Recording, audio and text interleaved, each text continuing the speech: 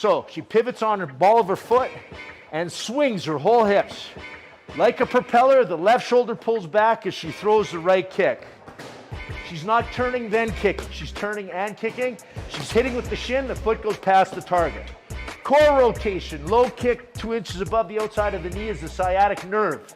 So when she kicks into there, what she's doing is tightening up my muscles so I can't move. It's like a sitting duck. If I can fly, it's harder to shoot me if you're a hunter.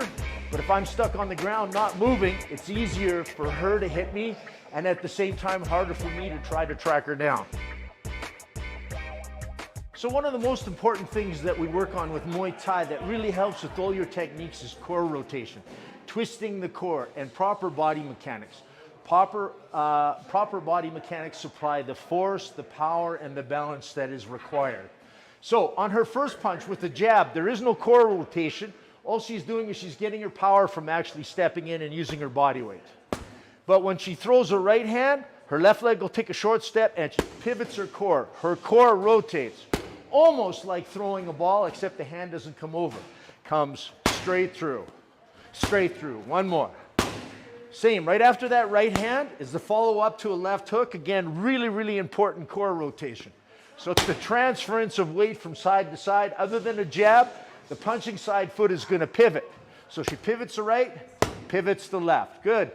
Same idea when she elbows. On the first elbow, which is what we call a guard parter, she doesn't use her core. She just steps in and pushes straight through. If my guard was right here, she's bringing the elbow directly in between. If she does a level elbow from here, she's going to be running into my guard. So the first one, she just steps in, pushes. Short little step. One, one, one. Now if she manages to open my guard, level trajectory elbows would be the first one. Again, core pivots and rotates. She throws the right, the weight goes to the left. She throws the left, weight goes to the right. Right, left, right, left. Due to my size, she probably wouldn't hit me with the level, so she kind of swing it over a little bit. Elbow comes up and over. Left, right, left, right, left. One of the most popular, back elbow. She rotates again. She's getting the rotation by turning her whole body and brings the elbow straight through. Now, most people go level trajectory. If my hand's like this, she would probably catch my arm. So she wants to come right in between by going over top, bang, or underneath to the chin, bang. Good. Going on to kicks. On a push kick, there is still slight hip rotation. When she throws her right push kick, which is to keep the distance, her right hip pushes forward. Exactly. She maintains her balance. The trajectory is a push rather than a lift like kicking a soccer ball. She pushes it in and comes back, right into her stance, always in balance. Okay, she can shift her feet to go to the left and then throw her left as well.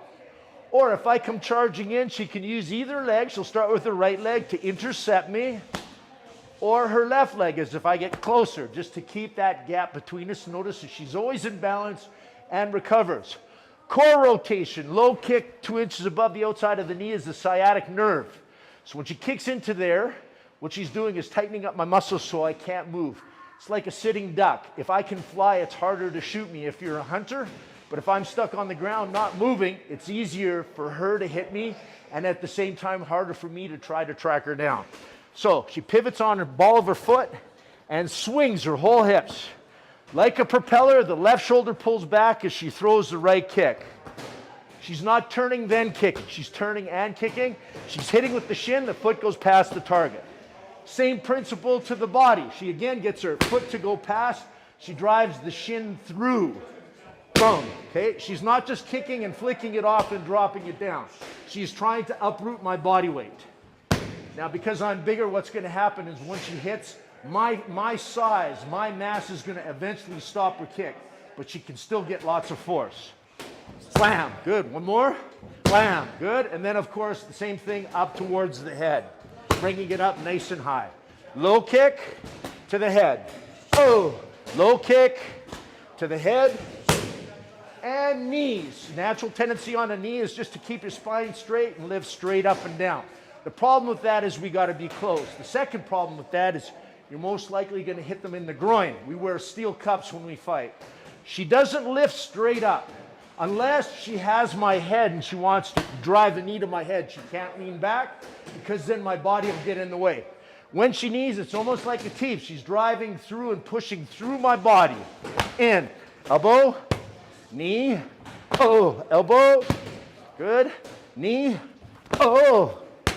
Now we can also get into a clinch from here. The good thing about a clinch is she wants to square up her knees with mine. She fires, there's several knees from here. Depending on our position, she's doing what's called a slap knee right now. She's bringing it around, going to the side. Not as much force available if she shoots her hips back and goes to a frontal knee. Those are the ones that knock the wind out of me, okay? Or she can put a hand around my neck and she can step off to the side, pulling me around off balance and drive a knee. She goes to the opposite side, steps, pulls, spinning, pitching, throwing. There are so many different ways of doing it with a short amount of time. Really difficult to do, but that gives you the basic principle.